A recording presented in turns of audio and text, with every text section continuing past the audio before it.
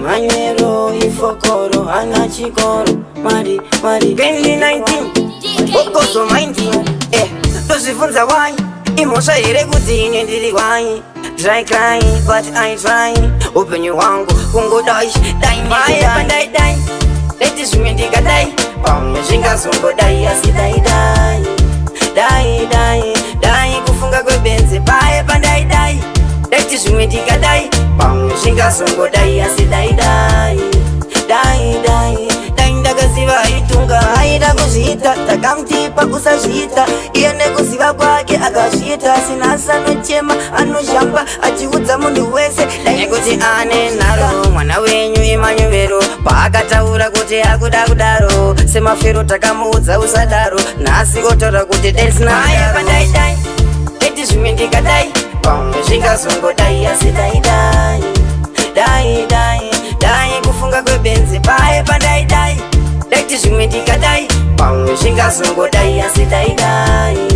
Dai dai dai ndakaziva itungamiri Dai ndisina kuenda kugaza kunotenga chamba ndisina kusungwa nemaponisa Dai ndisina kuenda kubawa ndisina kubirwa uye dai ndisina kurohwa Ndozvifunza why imhosva here kuti ine ndiri why Try crying but I try Upenyu wangu kungodai Dai mae pandai dai Leti zvimendika dai Pamwe zvingazongodai asi dai dai Dai dai dai kufunga kwebenzi pae pandai dai Leti zvimendika dai Pamwe zvingazongodai asi dai dai Dai dai dai ndakaziva itunga Haida kuzhita takamtipa usazhita Iye nekuziva kwake akazhita Sinasa nochema anoshamba achiudza munhu wese Nekuti ane nharo mwana wenyu Imanyuvero paakataura kuti akuda kudaro Semafero takamuudza usadaro Nhasi otaura kuti desinaye pandai dai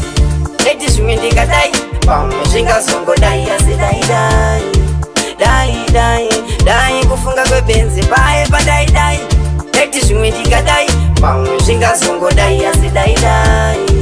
Dai dai dai ndakaziva itungamiri Dai ndisina kuenda kugaza kunotenga chamba ndisina kusungwa nemaponisa Dai ndisina kuenda kubawa ndisina kubirwa uye dai ndisina kurohwa Ndozvifunza why imhosva here kuti ine ndiri why Try crying but I try Upenyu wangu kungodai Dai mae pandai dai